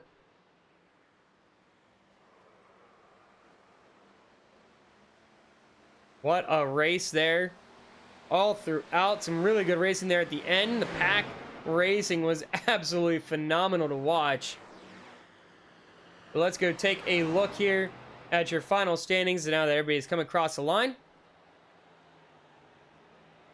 And we'll see Drew Jua celebrate here as he wraps up the regular season with a win. But taking a look here at the final results. The race winner, Drew Jua, Tim Moore finishing in second yet again, unfortunately. Jared Talmadge rounds out the top 3. He made his way around Tyler Glass, who finishes in 4th place. James Mendez rounds out the top 5. He was able to stay ahead of Isaac Shelley. Jonathan Amodio was having a day for himself. The cautions come out, ends up dropping him back to 7th place. Cullen Teague is in 8th place. Kevin Yerguay is in 9th. Jared Newton in 10th. Ryan Miniker in 11th. Kyle England 12th. JT Sipes rounds out the lead lap cars in 13th. Min Heng goes back to 14th. Jimmy Amos 15th. Brad Qualls in 16th. Caleb McNeil in 17th. And then Ashton Tackwell rounds out the field in 18th.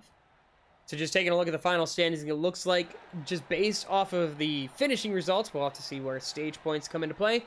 It looks like Jared Newton misses the cut, so your playoffs, the drivers making it in for tonight would be Kyle England, Tyler Glass, and Ryan Miniker.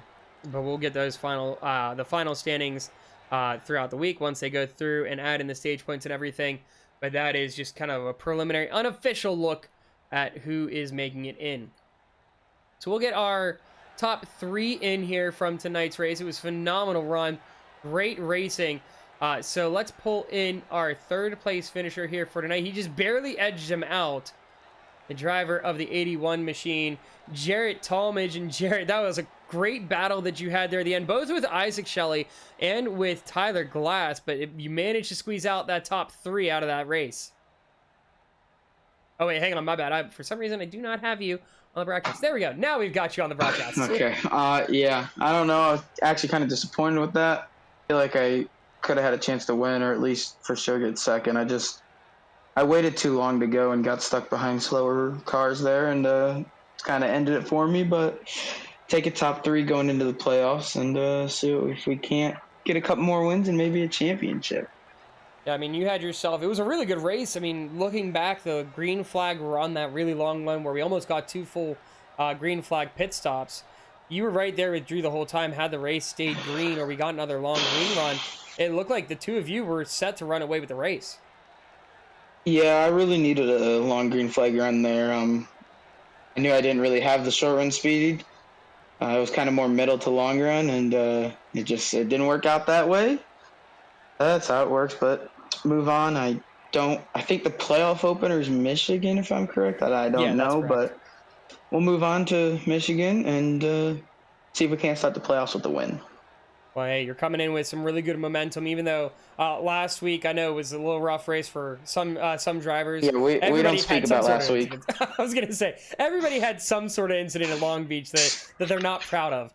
But even before that, though, you had back-to-back wins, a third place here, so you're riding some really good momentum going into the playoffs. So best of luck starting at Michigan in 2 weeks. But before we have you head on out, anything you would like to say? Anybody you would like to thank?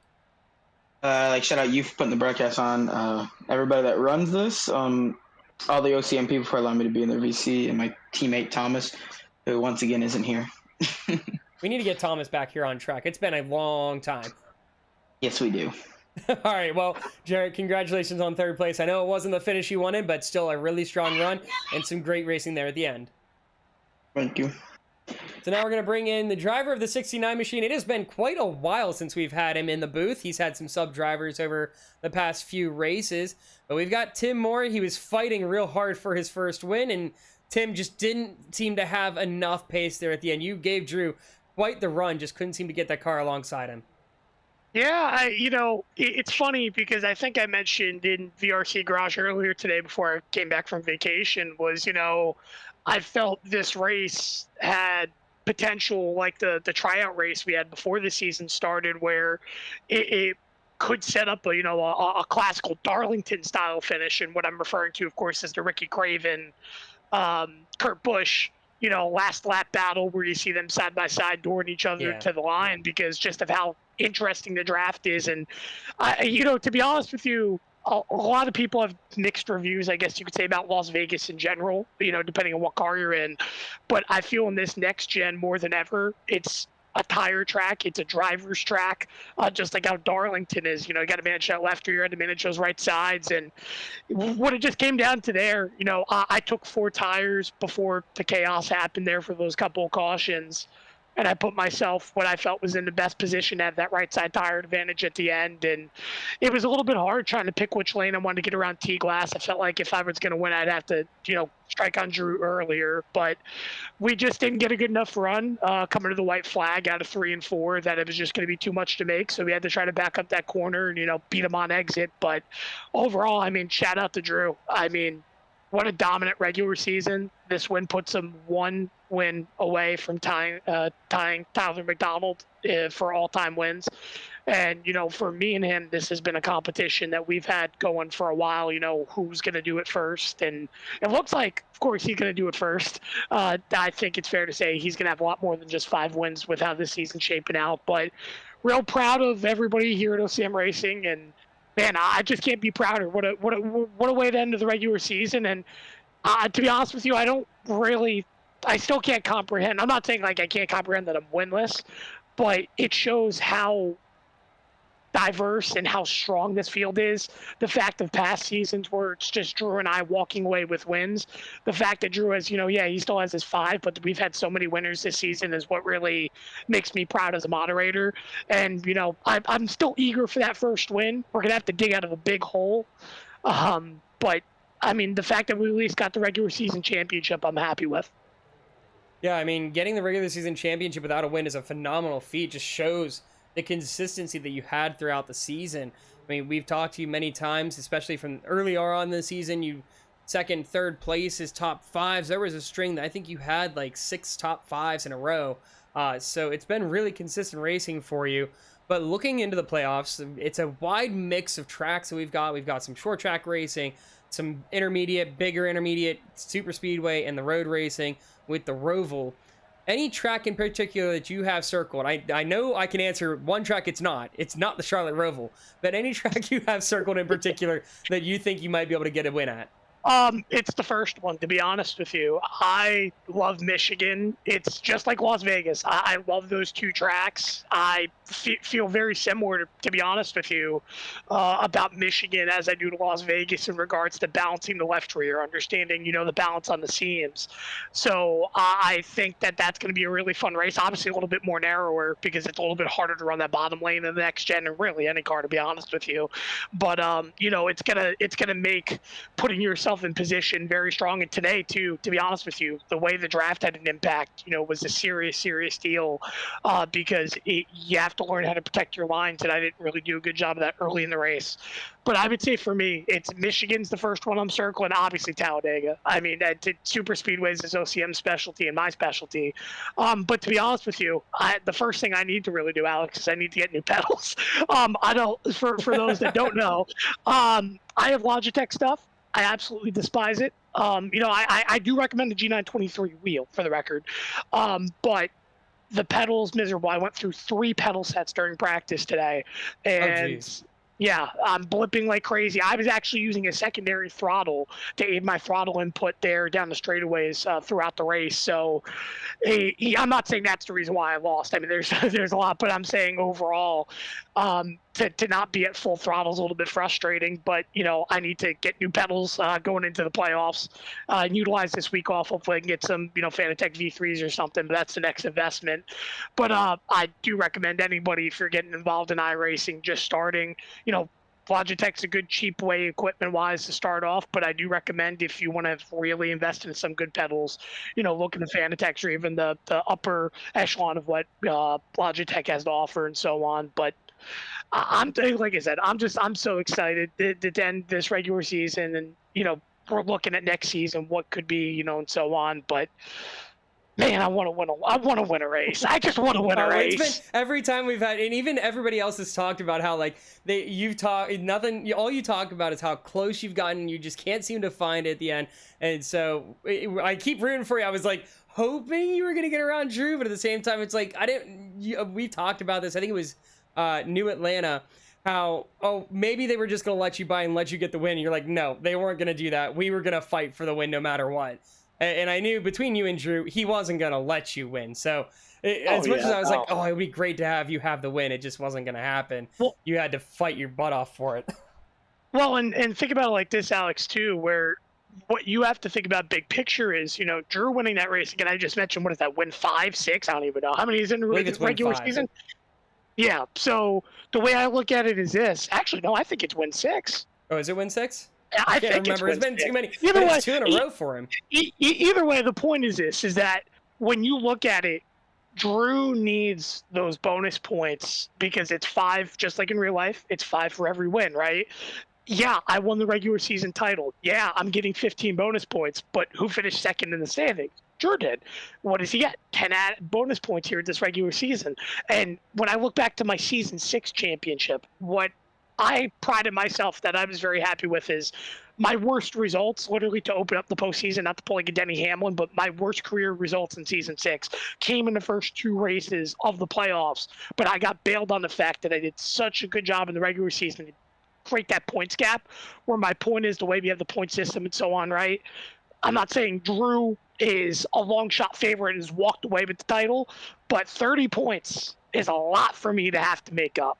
So I'm going to have to be on my toes, and I'm going to have to win races. There's no ifs, ands, or buts. I'm going to have to win races if I'm going to want to win this championship. But, again, credit to him that he's built up that gap. And, man, win or loss, I'm going to be here every week trying my hardest to beat him, because that's what we try to do as teammates, is drive each other harder. All right, Tim. Well, it's been a pleasure talking to you. It's been great to have you back in the booth. It's been a little while since we've had you up here. But best of luck heading into playoffs. And before you go, anybody you would like to thank? Anything else you would like to say? Yeah, again, I want to thank you for being in the booth every week. And again, we'll figure out stuff in the playoffs once we. Yeah, absolutely. Well, I'm pretty sure we know who our 12 are going to be, but we'll talk and figure things out moving forward. But and of course, I'm excited for more than ever as well for next season as well. But I just want to thank everybody at home watching as well, and everybody in this league that's been involved. I know the car count isn't as ideal. We're down to 18 here tonight, but we're slowly developing, and for season 1, I'm still proud of the result that we're seeing. So I look forward to next season, but You go talk to the winner. That bozo that wins every single race, it feels like. It does feel like that at times, doesn't it?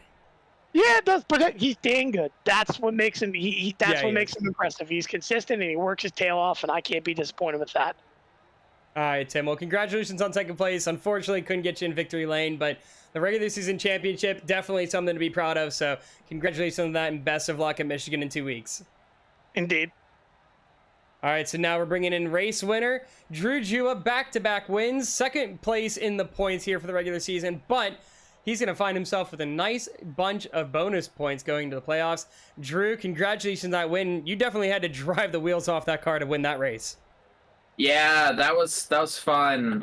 You know, we pulled away early in the race, and you know, we were able to capitalize, winning halfway, and then we came down to the end there, and T-Glass was kind of chilling behind me, Tim behind him, and Jared behind Tim, and it was going to be us four. And once Tim really got around T-Glass, he fought him a little hard, and I pulled away 4, 5, 6 tenths, and I was able to kind of capitalize off of that. And Tim was never really able to have a chance at me like he did in the tryout race we did earlier before the season started. Yeah, I mean, that was a big thing. We were just talking with Tim about it, about how he tried everything. He had to really adjust his line and everything because he had fallen back a little bit on the pace. But even like looking, because we had all those restarts, everything, it kind of threw strategy out the window a little bit, but allowed you to maybe drive the car a little bit harder, like you just said. But going back to that long run, the strategy there, we saw you for a while, you were riding behind, I believe it was Jarrett, and then you made that pass on him.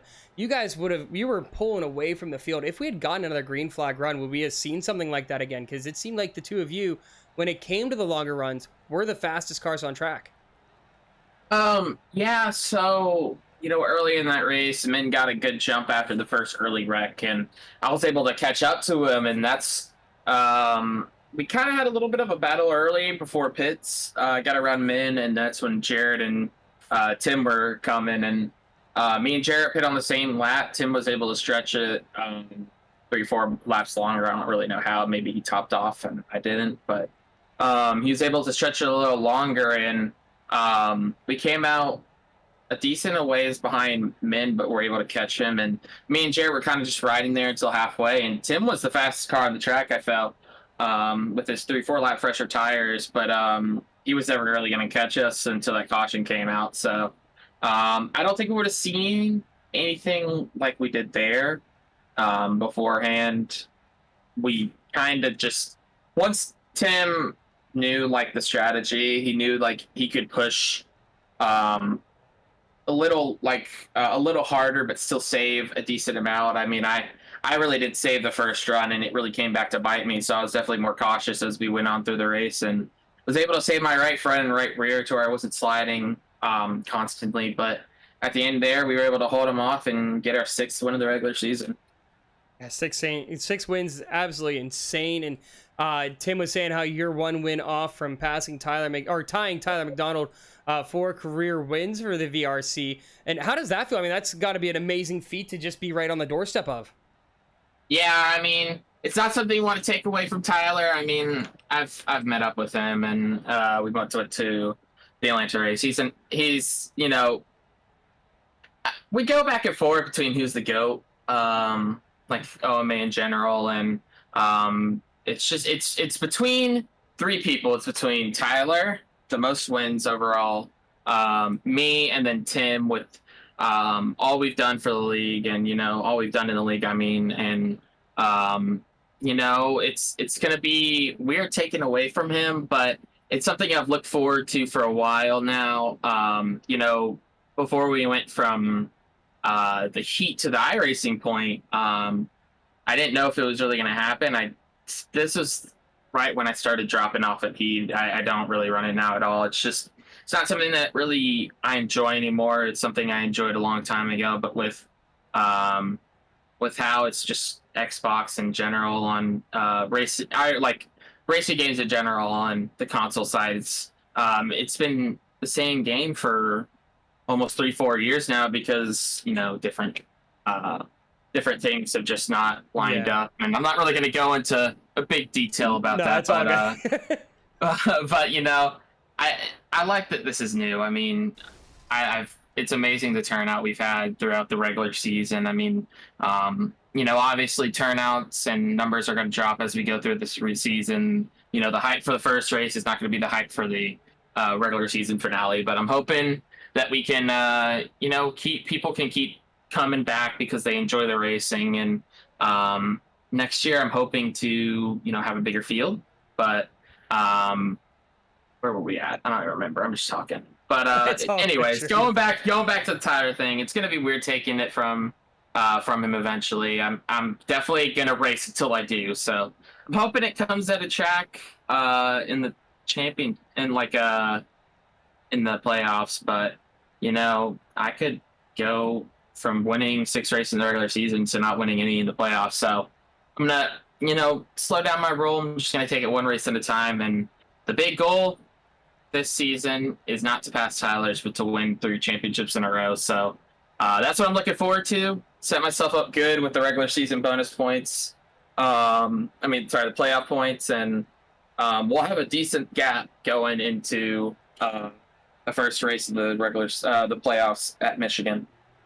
Yeah, you definitely give yourself a really good buffer, a little bit of a cushion to play with. Not to say you want to use it, but it'll definitely help as we get started at Michigan. But best of luck for you heading into the playoffs. But before you head on out, anybody you'd like to thank? Anything else you would like to say?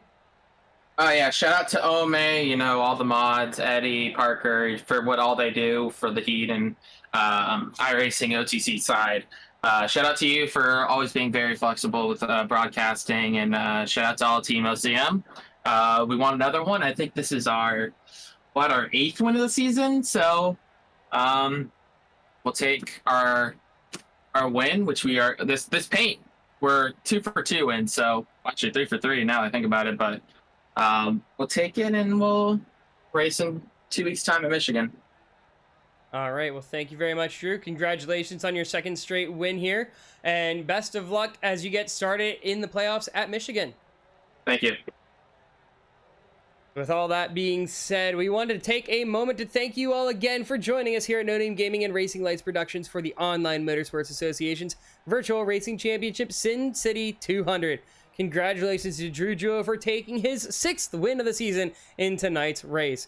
We'll take a break next week as the drivers prepare for the playoffs. Our first playoff race will take place in 2 weeks at the Michigan International Speedway. We hope you all enjoyed the broadcast tonight. I want to thank the OMA for allowing us to bring this race to all of you. Be sure to check out Racing Lights Productions on Twitter with @RacingLightsPro, as well as on Facebook and Instagram. You can also head over to the YouTube channel to check out any previous broadcasts that you may have missed. We have a playlist of all of the OMA VRC races, so you can watch all the way from Daytona through tonight's race to get caught up on what's happened throughout the regular season. I'm Alex Light saying goodnight to you from the virtual Las Vegas Motor Speedway. Thanks again for tuning in.